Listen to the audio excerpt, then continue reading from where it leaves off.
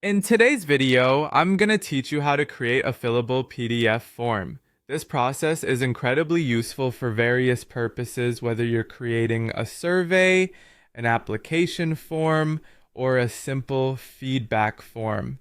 Let's dive right in.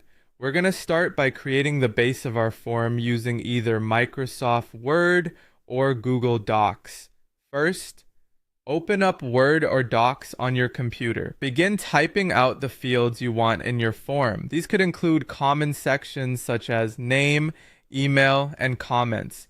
There's no specific format you need to follow, but make sure your document is clean and professional. This will make it easier for people to fill out later on. Once you're satisfied with your layout, save the document. Next, we're going to export the form as a PDF. If you're working in Word, you'll need to go to File, then click on Save As and select PDF from the drop-down menu. For those using Google Docs, head to File, choose Download, and select PDF Document. This step will turn your Word or Google Docs form into a standard PDF.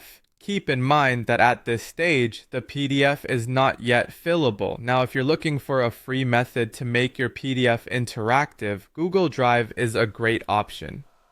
First, upload the PDF document you just created to your Google Drive. Once it's uploaded, right-click on the file and choose the option to open with DocHub, or you can use another PDF editor if you prefer. In DocHub or your chosen editor, you'll have the ability to add fillable fields to your document.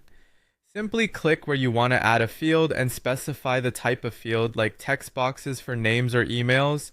When you're done editing, remember to save and download your updated, now interactive PDF. The final step involves sharing your newly created fillable PDF.